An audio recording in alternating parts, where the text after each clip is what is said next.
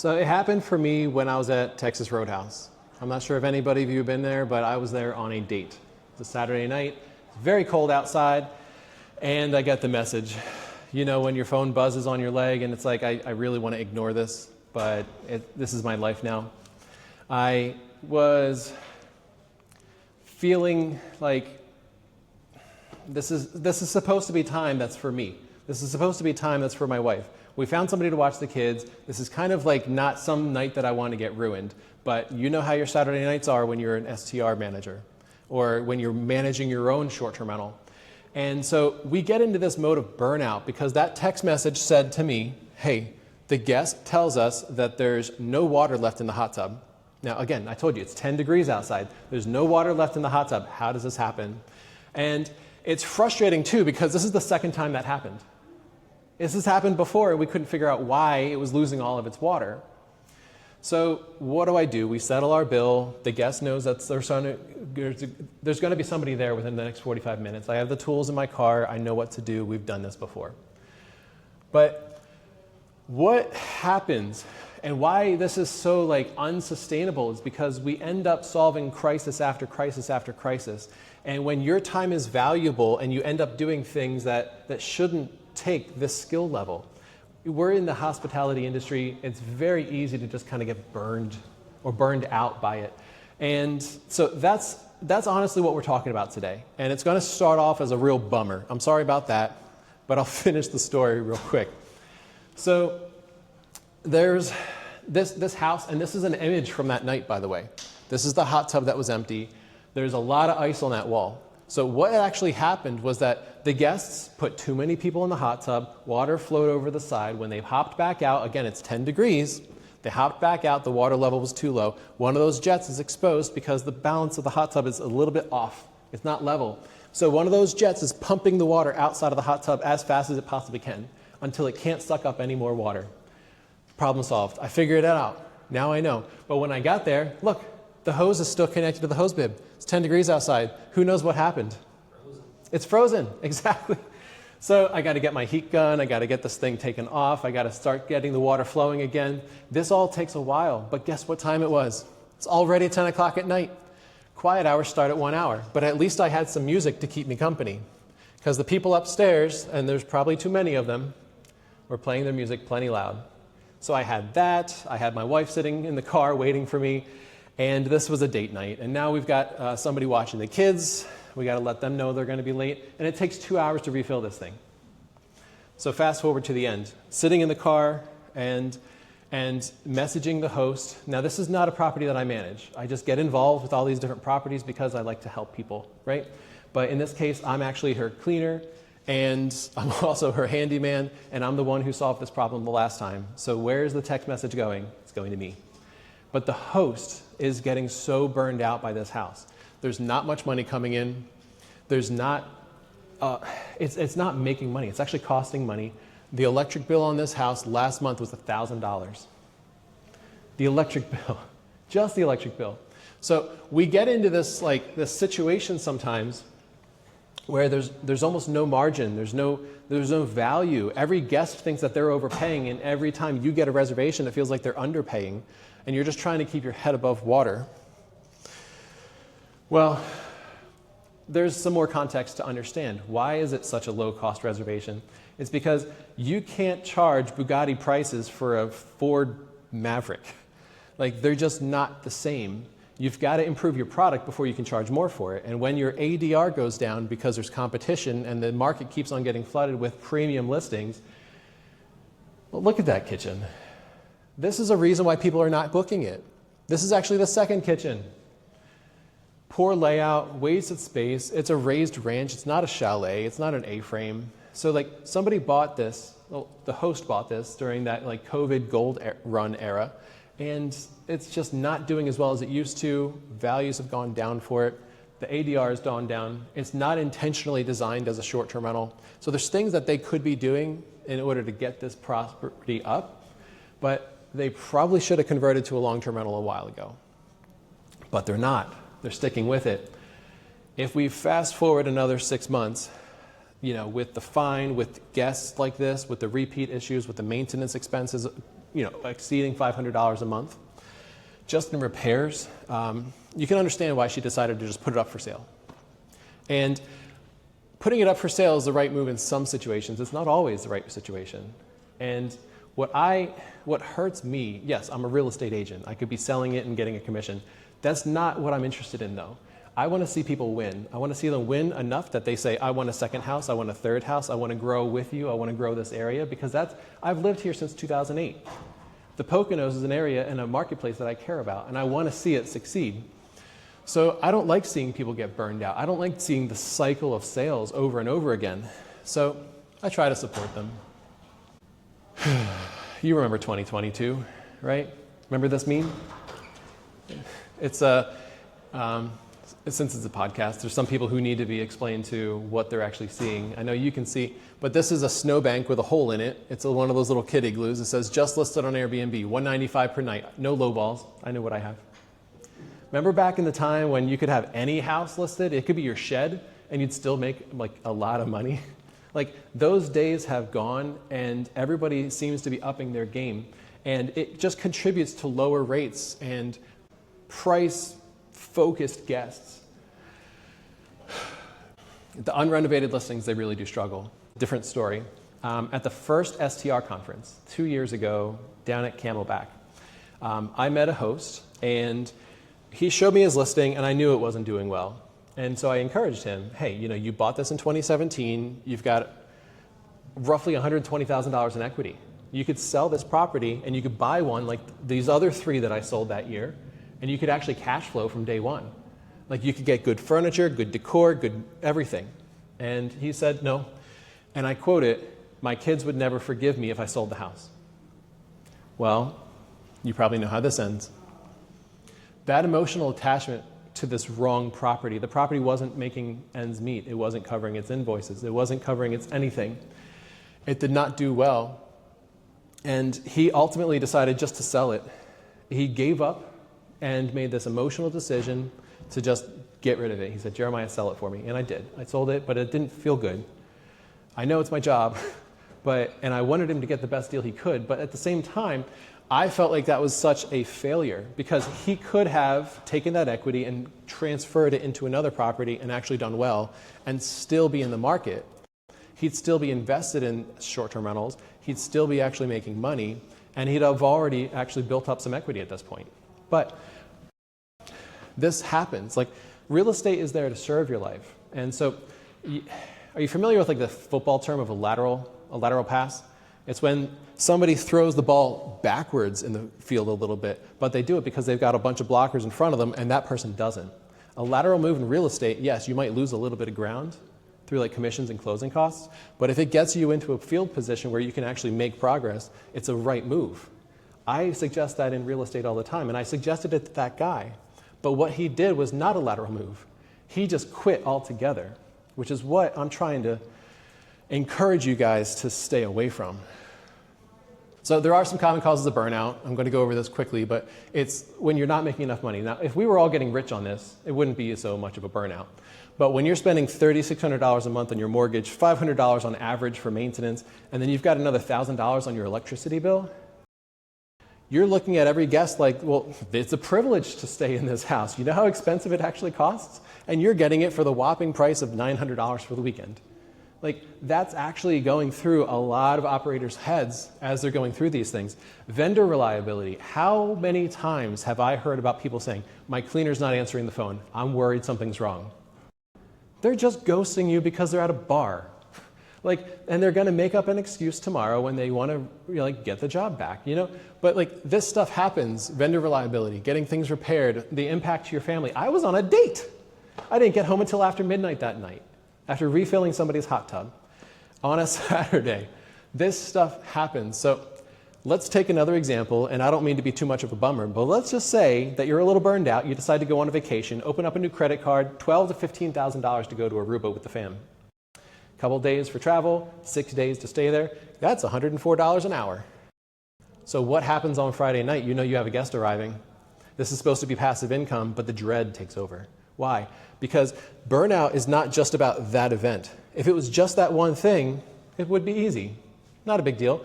But this is years of events, all kind of compiling. The guest checks in, you get a message, that little phone buzz, right? When it should be on airplane mode.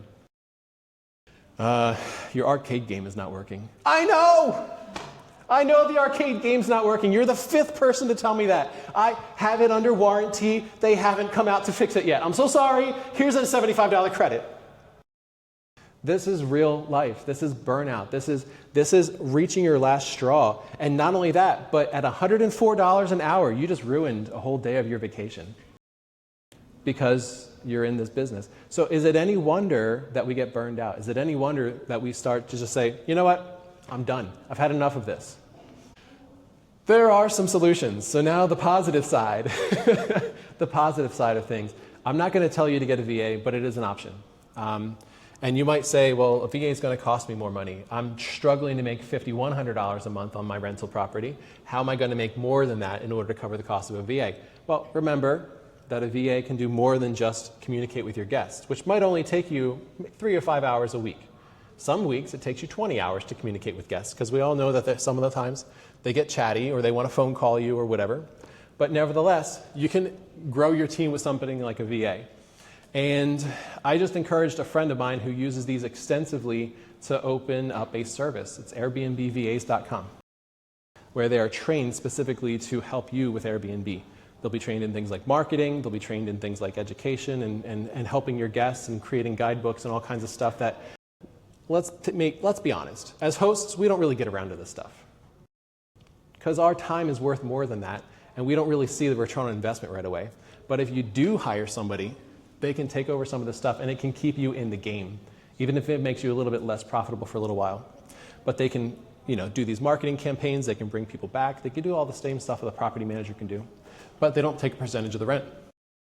AI messaging is a big one. I just came from the talk from Hospitable where they're talking about AI messaging.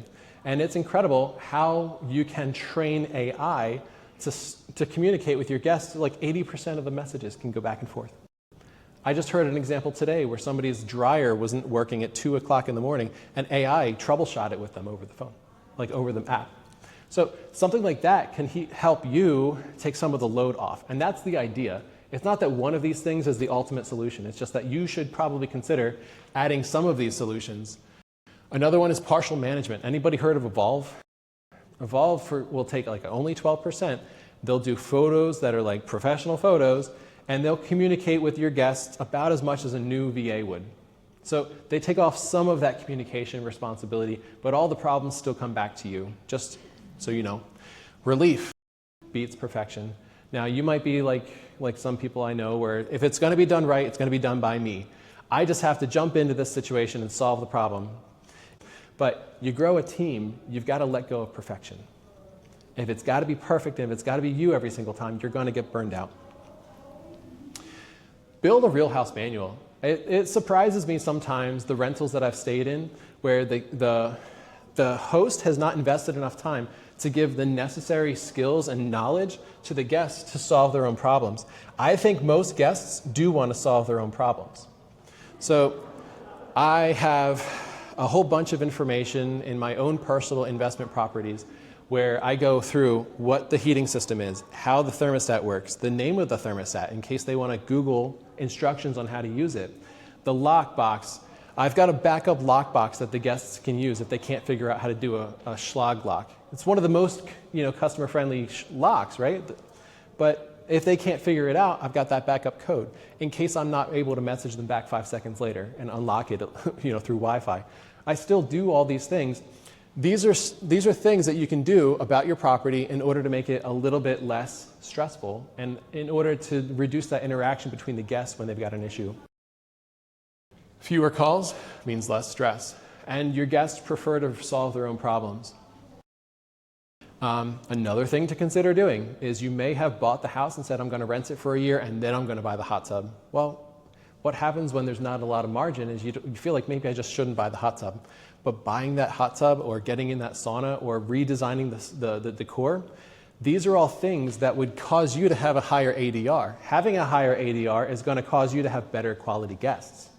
So it's like you got to spend money to make money, But if you don't do it, if you just put it off, you're going to feel like this is the way the guests are going to be from this point forward. You can actually control the quality of your guests, not just by screening, but by actually improving the property and making it worth more.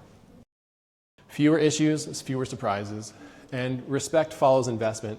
At the first conference that I did talk at, just this one a couple of years ago, I talked about the broken window theory, which is essentially if you saw stains all over this carpet, if it was dirty and stuff like that, you would have this unconscious feeling like that you could disrespect it as well. So if the bottle cap fell off of your cup and it fell on the floor, you wouldn't notice because there's other stuff down there too. You just would get this impression that this place is not really taken care of, so why should I take care of it? That's actually a psychological rule in human nature. It's true. So if you actually take care of your home really stinking well, your guests are going to take care of it as well. So that little knob on the dresser that's loose, tighten it. Or take it off or get a new dresser. Do something about it. Don't just leave it be, because that sends an unconscious message to them that it's okay, and this is the standard of quality, and that they're going to be okay doing the same thing. I get disgusted sometimes walking into a house and seeing bottle caps next to the hot tub or cigarette butts all over the deck. And it's just that, like, the cleaners are cleaning the inside of the house. They don't often think to clean the outside of the house. Or you open up the grill and it's disgusting inside. And it's because it was disgusting before the last guest used it and they felt like they could leave it the same way. I opened up a grill one time at a house that had already been cleaned and there was an orange inside. Why is there an orange? And why is it still juicy? It's a grill. It's like they hid it in there. I couldn't figure it out. Moving on. Backup entry access. So you can send out your automated message, hey, the code is 1234. And if it doesn't work for you, there's a lockbox to your left of the door. The code for that is also 1234. There's a key inside in case you can't get through the lock or in case the battery dies. Just sending that kind of a message. The guest looks at the code, sees 1234, says okay, and they get in most of the time. But about 3 times a month, I get a call from a guest saying, hey, I can't get into the house. I don't want them to not be able to get into the house, and guests can check in anytime they feel like it. They can leave and they can come back, and I might not be available. Now, if you've got AI messaging, they're going to resend the message. But this is oftentimes something that can be avoided just with some forethought, just with some preparation, Design for failure and use. I've seen some vacation rentals with so many signs plastered over the walls. The rules, no smoking, and no dogs, and it's just tacky, it looks bad, but I kind of get it, right? They're seeing a lot of guests that are breaking the rules. So how do we get the guests the message without coming across as not being hospitable, for lack of a better term? You can use discrete, design-matched instructions. For goodness sakes, we have AI today. You can ask AI, hey, how do I make these house rules sound friendly? So that instead of it saying, no smoking, it could just say, hey, in an effort to make everybody feel welcome, we ask that all of our smoker guests actually just smoke outside when they're at least 10 feet from a window or a door. Please and thank you. Having something like that in a little frame that matches the decor of the house, in a mindful location, not everywhere, is a way to communicate these messages to your guests in a way that's not right there on their phone. The other thing, I really like the 3-ring binders. Personally, I like my manuals to be in person. I think it's fantastic to have them digital too, but if you could print those out, I think it's better, because which guest wants to be looking at their phone the entire time they're at your house? Yes, they can access it from anywhere. That's great. There's benefits of it, but I don't think that it's a replacement for the 3-ring binder. Anyway, just my opinion. Enable your guests to fix the small things. You know that little cabinet that nobody looks in right above the microwave? I like stocking that with certain things like batteries, light bulbs, an extra TV remote. In all of my investment properties, I like using Roku. You could use whatever you want to, but the reason I like using that is because I can have one replacement remote. And when the remote stops working for them, I can say, hey, there's batteries and an extra remote up above the microwave. And they go check it. If the light bulb goes dead in the chandelier, they can get up there and fix it if they want to. I've got a guest at a house checking out today, and I was troubleshooting the pilot light in the fireplace with them. They really want this fireplace to be working.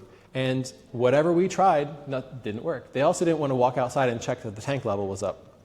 Now, in my investment properties, I can see on the Hellers.com, whatever it is, I can see what my gas level is. But in this situation, it's not my account, so I can't really check that. I could check with the homeowner. Anyway, the guest didn't want somebody to come out there and solve the problem. They wanted to be left alone, and so do yours. Generally speaking, they'd rather have the option to solve their own problem if they can. And if you just have a couple of things on site, you'll end up using them too. And it's not just the guests. Your cleaner can take care of it, your handyman can take care of it, and it's easier now because they've got this stuff here. They don't have to go to the store and buy a pack of 6 light bulbs. And then you can restock it on the next day. Most people keep all this stuff hided away in the like supply closet, but you don't really want to give your guests access to that, right? Moving on.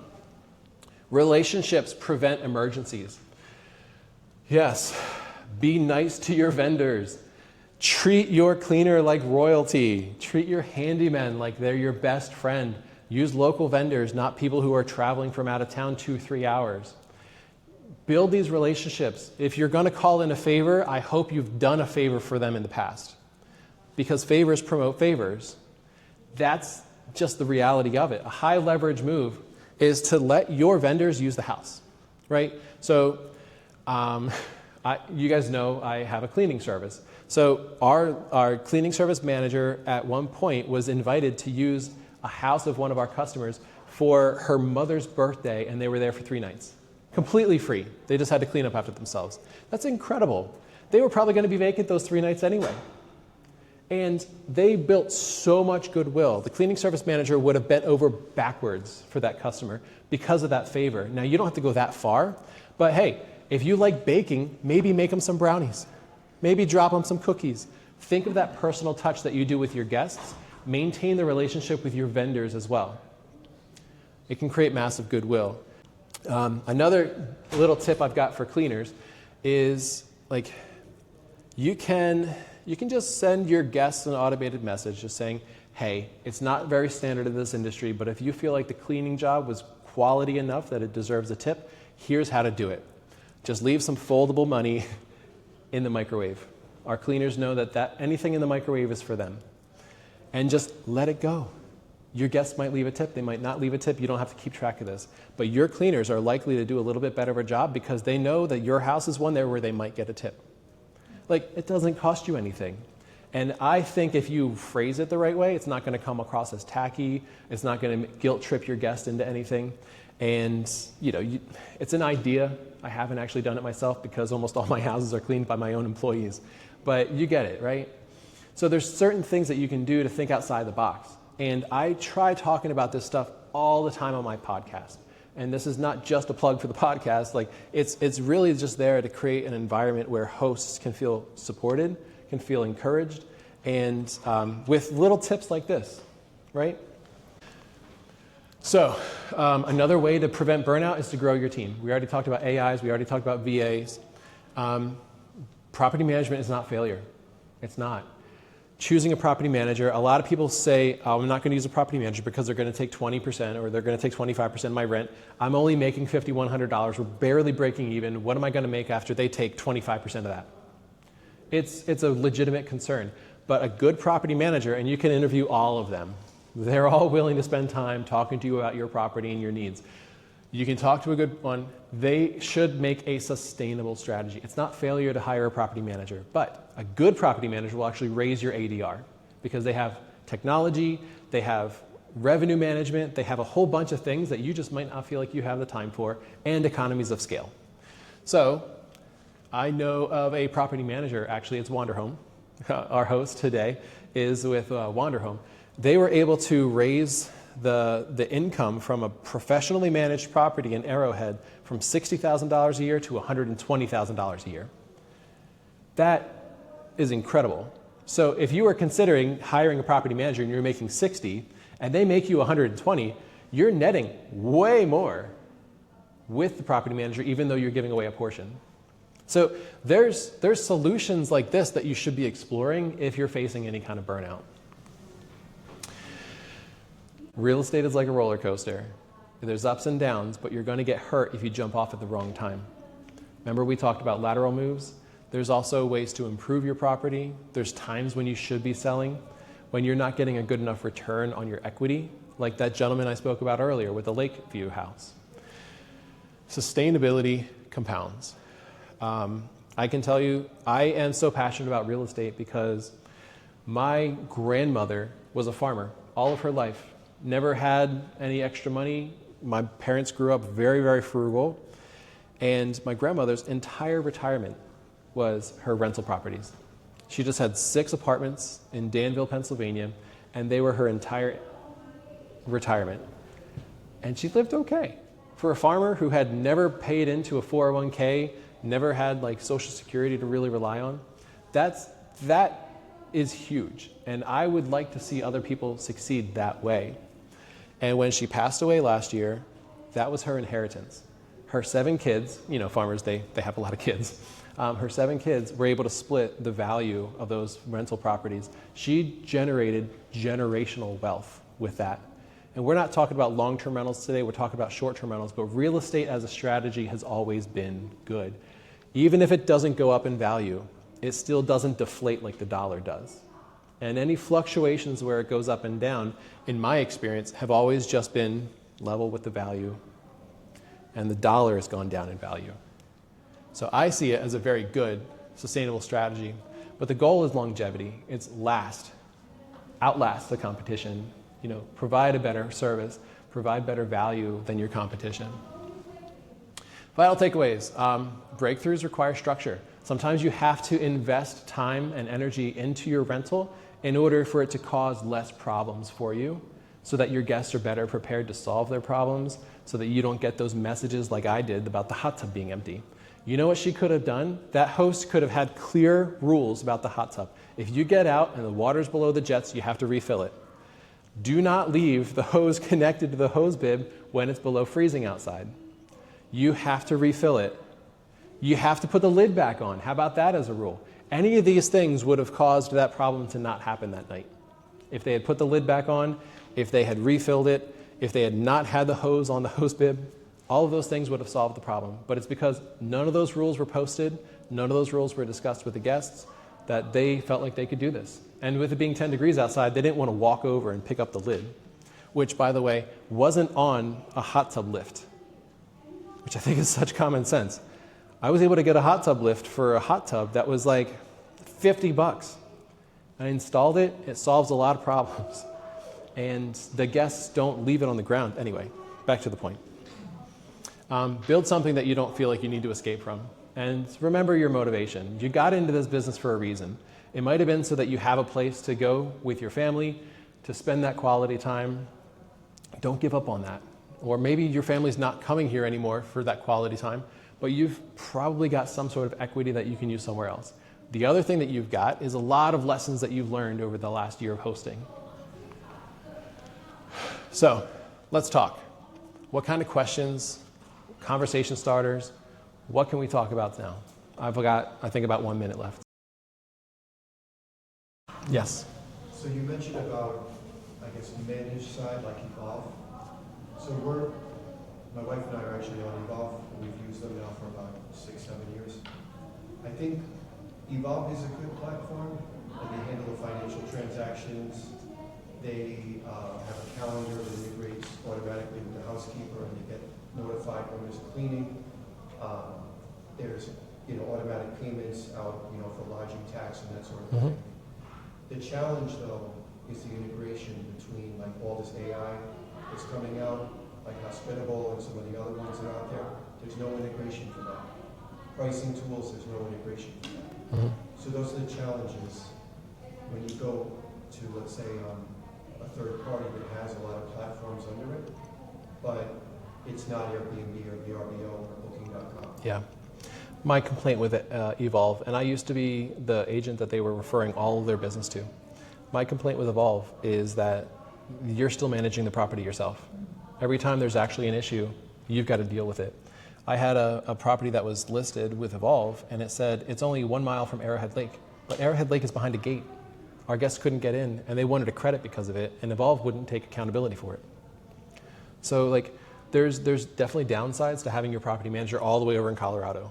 There's definitely downsides to having your property manager in Florida, where they're a plane ride away from solving problems here.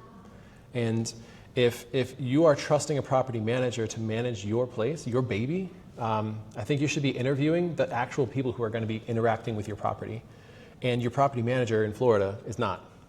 They might have an operations manager here. You should be meeting them, in my opinion. You shouldn't be just trusting the one who's like down in Destin, you know, revenue management for your house. They don't know anything about it.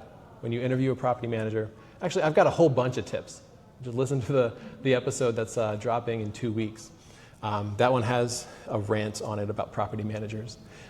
Anyway, so with Evolve, yeah, it's an issue. But the good news is, if you stop using Evolve, you can host it with Hospitable, and you're saving 12%. You can use the same revenue management tools with Price Labs. They're here. You can get their card. Well, not all of the same, but you get the idea.